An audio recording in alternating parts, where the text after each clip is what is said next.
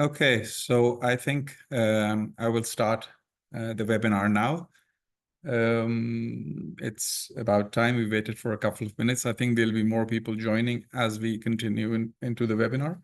So as you know, the webinar today is short. It's not very long. I'm not going to take too much of your time.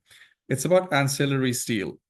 And the reason ancillary steel is important is because it is very lightweight steel and it takes a lot of time, both the modeling as well as the drawing creation. So I'm going to be showing you a few things about handrails and about ladders and about floors and gratings and checkered plates and those things, and show you the tools we have available inside COMOSYS. And hopefully you will like them. We are constantly developing more and more of these tools. But the idea is to give you a flavor of what we have at the moment. Now, let's begin with handrails. So I'm going to do a few simple examples. So if you go to the ancillary steelwork, you're already familiar with the right-hand side, the components. If you go to the ancillary steelwork, you have the handrail macro over here. It's a very capable macro. Capable component. And what you can do is when you click on it, it asks you to select a beam. Now, you can select any beam. So let's select this one, for example. And then it asks you to select more beams. And I'll come back to that later. But for the moment, I'm just going to say right click. And then it asks for 2 points. And I'm going to right click again. You can show from this point to this point. I'm going to right click that as well. And it immediately creates a handrail for us with certain default settings. Now, I can look at them from all sides. As you know, what we do in COMOSYS is you select any member created by the macro, press M, and then press Enter, and you will open the dialog box. And the first thing you see over here is the control you have over, for example, if I were to show it to you like this, the control you have over the beginning and the end. So you have control like if I were to say 1000 from the start, you will see that it gives an offset of 1000 from the start. Similarly, you can give an offset from the end as well, and that's convenient. And then you can have different post locations. So, for example, if I were to say 1000 or maybe 700, for example, it just gives one post like that. But if I would say 7000 space 2 into 500 space 3 into 900, then I can have as many variable post locations as I want to. And then I can give individual, so for example, this is post number 1, number 2, number 3, number 4, number 5. If I want, I can give individual offsets to individual to particular posts as well. So let's say I don't have this. Let's say it's an equidistant thing, but I just want to move the third one a bit to the right. So this is the first one, the second one, the third one, a bit to the right. So I just go to the, say, third one, offset of 200. And if I do that, then only the third one moves by an offset of 300. This is important because sometimes posts come on very inconvenient locations and you need to move them left or right a bit. So that's quite convenient. Now, if you go to the post settings, you have your angle type, you have the pipe type, and more importantly, what you have over here is how you can place the post. So right now it's placed in the middle.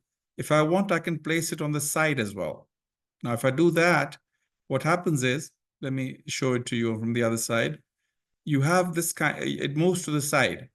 So let's go in again and show it to you from there. So if this is right in the center, the post is in the center of the beam. This is offsetted a bit. You can enter the offset over there. And this one is actually outside, and then it creates a separate connection from the side.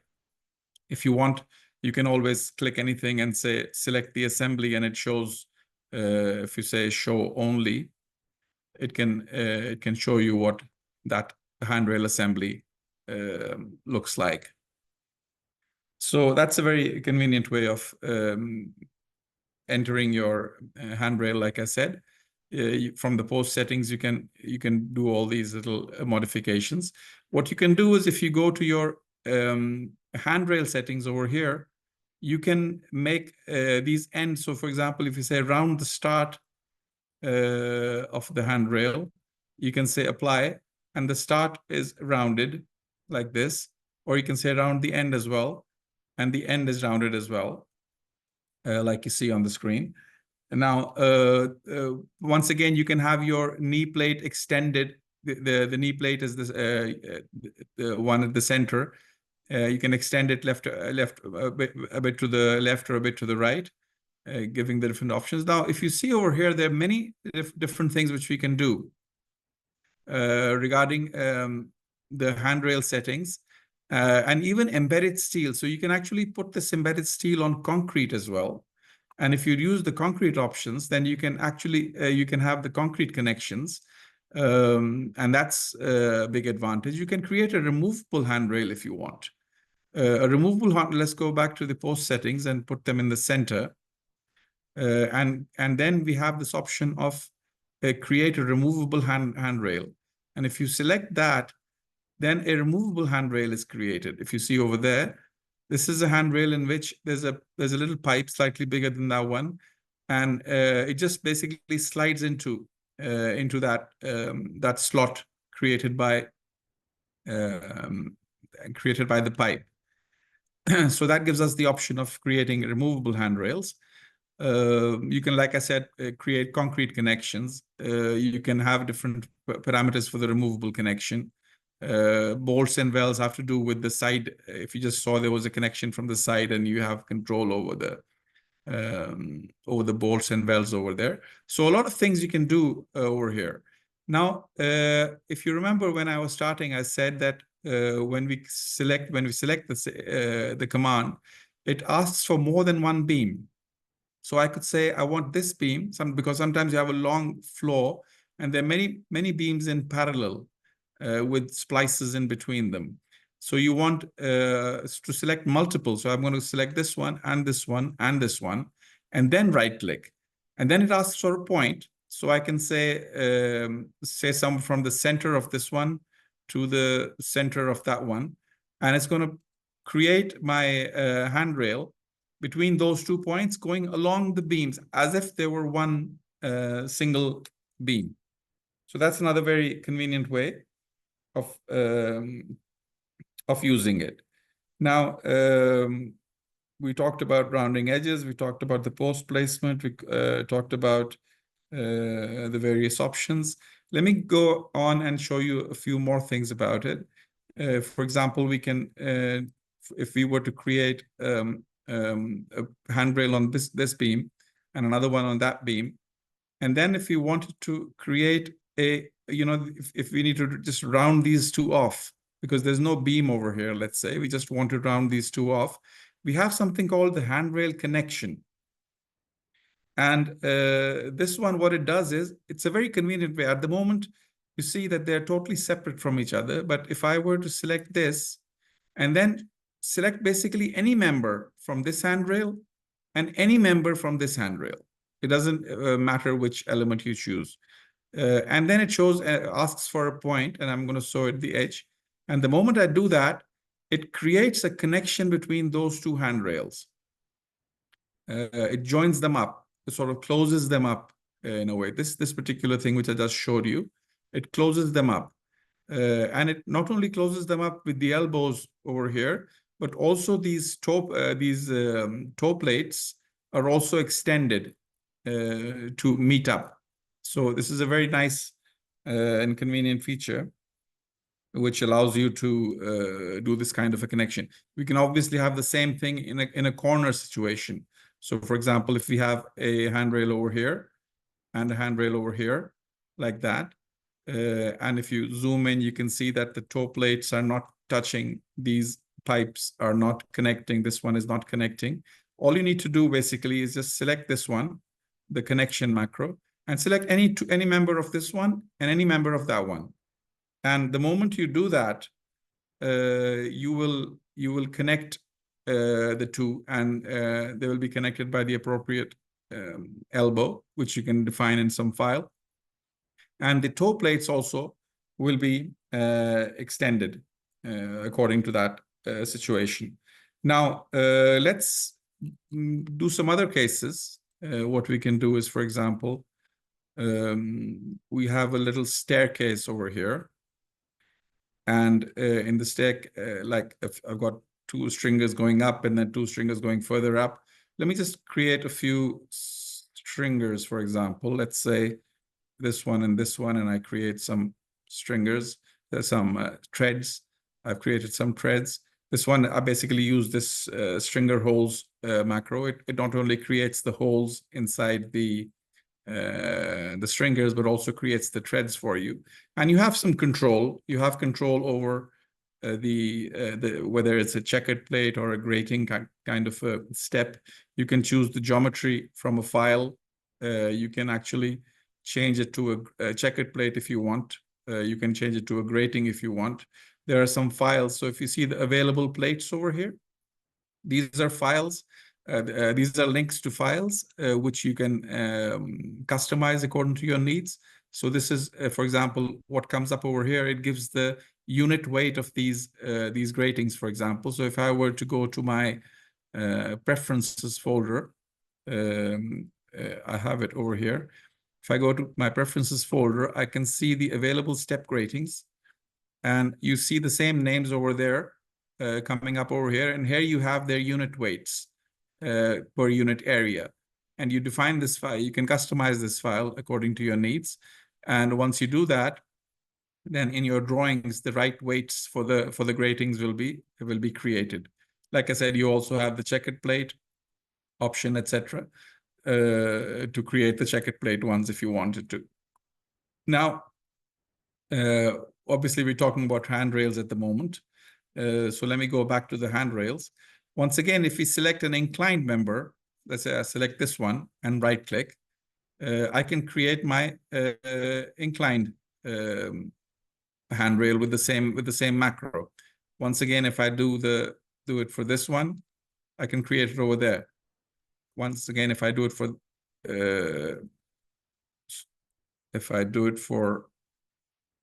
this one, I can create one over there, and if I do it for this one, I can create one over there. Now, so that's very easy. Now, over here, you see these two are not connected to each other. So for this one, what we would do is we would go into the macro and say, I want the start and the end to be rounded, for example. So the starts and ends get rounded. But for this one, we want these two to connect. And for that, I can go once again to my handrail connection, and I can just select this one, and they're both coming from different directions. And immediately, what COMOSYS will do, it will create this very handy, neat little connection between the two, which you can see. And you have control, like I said, if I were to open that, you have control over this parameter, how much it's going to extend. If you don't want that, it can just connect directly as well.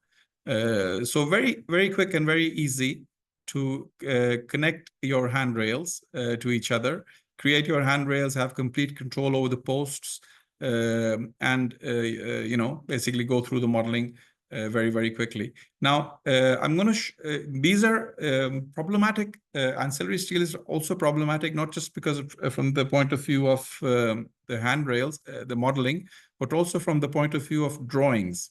So let me just select these three handrails over there and create. Right now, I'm creating them from scratch.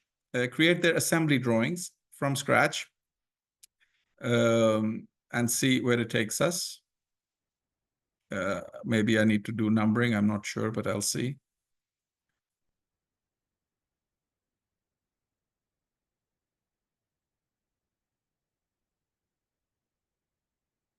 Yes, so we've created the drawings, and I'm just going to open. This is created right now, so there's no manual intervention. I'm just going to show you as they are created. As I zoom in, you see these are the assembly drawings of the macros, of the handrails. And you can see they're very neat, very neat and clean, very tidy. All the wells have been shown, the proper dimensions have been given. These would normally require a lot of cleaning up, and you would normally delete all the dimensions by hand, and then, you know, over here you see another one, and this particular handrail had this connection over there, and you see even that connection has been detailed pretty neatly. So these are not I mean, these are not drawings which require a lot of cleanup. They will require some cleanup at times, maybe a few little things you want to do manually. So I noticed that one of the views did not have the collapse option, one of the sections.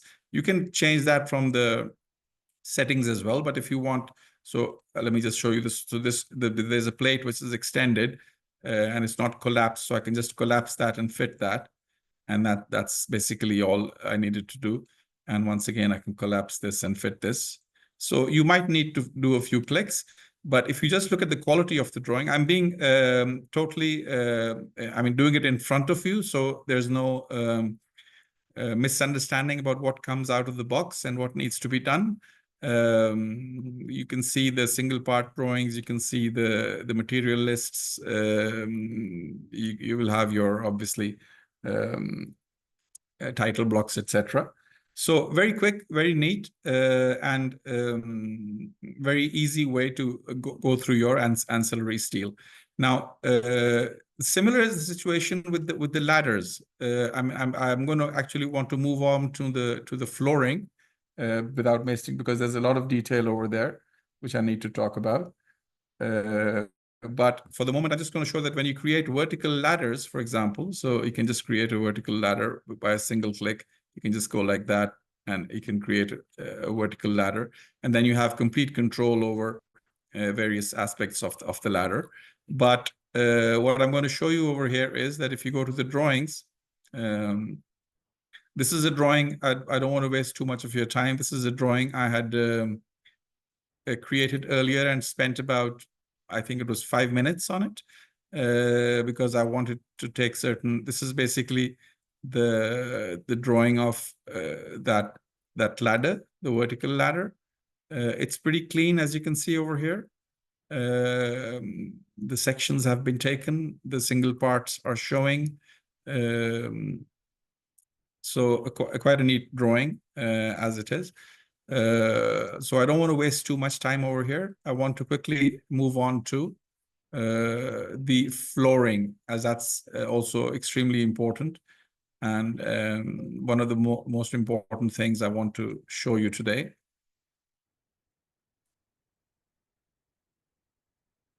I'm going to be opening up a large model for that.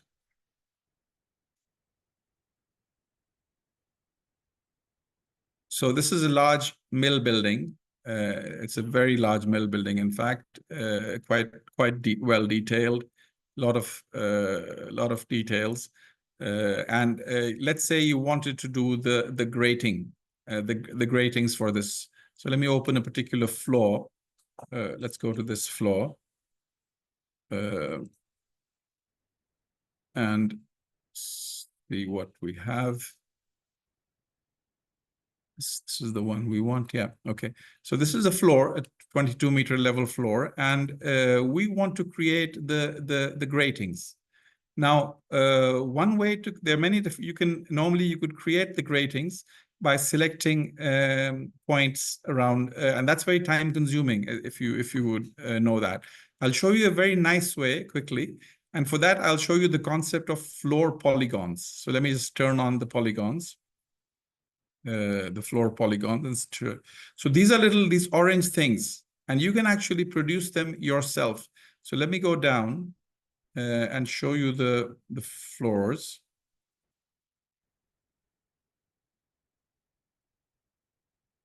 Go to the floor, which is, and first let me remove the polygons. Let me just clear the polygons so that we don't have them. And now I'm going to filter out these horizontal bracings because I don't want them to be part of the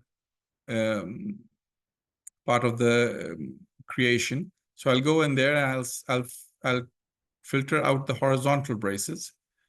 So I'm not seeing the horizontal braces at the moment, as you can see on the screen. Now, with this filter, with the horizontal braces filtered out, what I'm going to do is I'm going to go to that level and say, find my polygons. And I'm going to say yes, and I'm going to say okay. And you see immediately it finds all possible locations for the grating, all the possible locations where you can put your gratings. And obviously there's some of them are unwanted. So what I'll do is select these openings. These are just openings in the structure. So I don't want to create gratings over there. I'll just select them and press delete. And now I'm okay with the rest. So these are possible areas it is automatically found where you could have your gratings. And now let's do something very interesting. I'm going to select the whole structure like that, press enter. It's a multiple selection, so I'm going to only select the floors, double click on that. Okay, so now I only have the floors selected. These are not gratings yet. These are just those orange polygons, which are potential gratings. And then I go to my grating, my floor grating macro. I see that the grating is selected, apply, okay. And I just press the button. I just go and I just press this button and just see what happens. When I press that button, within seconds, all my gratings are produced. Let me turn off the floor polygons so that they don't confuse us. And let me turn on the filters again for the horizontal brace. Yeah, I don't, yeah. So if you see, all the gratings have been created, and all the difficult points, there's a gap between. So let me look at it from the top. Let me go in like that. There's a you can control. You have complete control over these distances. Let me look at it from the bottom. You can see from here as well. If each and every one of them, and if you see, one beautiful thing is that they have been cut around the columns which are going through. And let me just, I have complete control over them individually as well. So if I put a bigger frame height limit over here, I can actually cut it like that if I want as well. If you notice, it's cut around the column over here. If you notice, for example, if I were to zoom in over here, this little grating over there knows that there's a column over there. So it's going to go around that. Let's do an even more difficult point. Over here, for example, there were some plates being welded. And these gratings, if I just say show only, these gratings have been cut out around those plates. So this is a lot of work. Let's look at this splice, for example. There's a splice over here, and this grating, which happens to be in that place, is now, if I say show only, it is cut around that splice. So a very, very fast way of just going through your floors. Imagine if you're doing this manually, everything needs to be like 5 millimeters left and right of each other, and creating all those points, going around these columns. If you notice, it has even extended the edge, the ones near the edge. Let me look at it from the bottom. This is a better view. This is the grating, and it's extended it to the edge of the girt, because it knows that if it leaves it just on, so if you normally the gratings are from beam to beam, they go from the beam axis to the beam axis, but when it reaches the end of the building, it finds the nearest girt and it extends it to that point.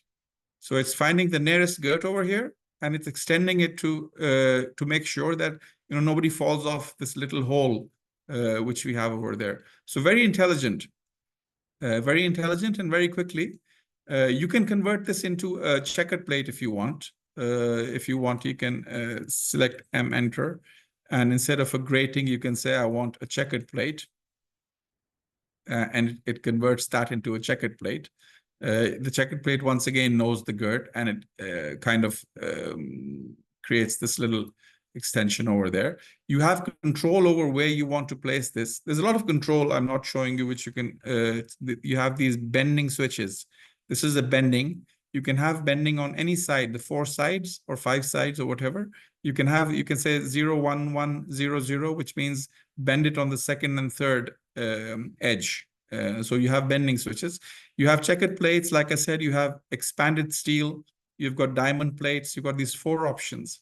But the beauty, if I were to remind you, is basically this, that you can, in one go, just select basically the entire floor after having created those polygons, which I just showed you. You can select this entire floor and create them in one go. If you were to create checkered plates, for example, let me go back to the checkered plate example now and look at it from the bottom. You will see that the checkered plate even has its strengthening, because the checkered plate is very thin. And if you walk on it, if you have a certain heavy live load, it gets pretty heavy. So you have a lot of this strengthening capability, which you can then modify. You can use angles. You can use plates if you want to. Like I said, you can use plates, or you can use angles. So a lot of control. But the basic point being that this modeling, which would have taken you a long time, is now easily available. So let me quickly create some drawings for this as well. So let me go and perform numbering.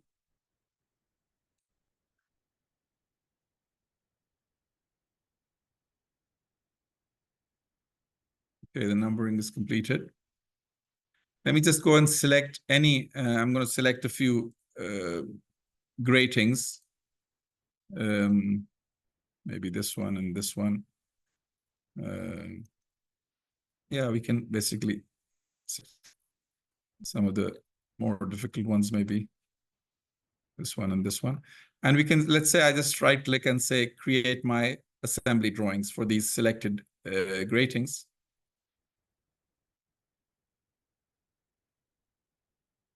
If I were to do that, the assembly drawing is being created at the moment. Like I said, I just wanted to show you without manual intervention, because that's what's most important. The most time is lost with cleaning these drawings. And, you know, that's where, according to our experience, a lot of companies say that 50% of the time is spent on just cleanup of the drawings. So I'm going to just show you how the grating drawing comes up by default. Let me open the drawing.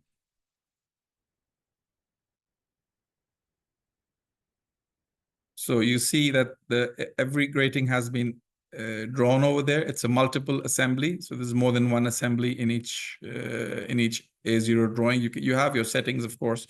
You have complete control. You have your material lists. You have your title block, etc. So very quickly you can create these multiple grating drawing. And of course, I don't know how to do it at the moment, but yeah, the grating symbol, you can turn on the grating symbol if you want as well on the drawings. That's very easy to do. You can turn on the grating symbols. So this is what I wanted to show you. Let me see what I have to say next. Yes, the ladders, the gratings, the frame offsets, this and that, the multiple. Yeah, so basically, this is what I wanted to show you about ancillary steel today. I'm going to go and see. We'll talk a bit more about this in some other webinar as well. There's lots more to talk about, but this is all I have time for today. I'm going to go back to the I'm going to stop sharing.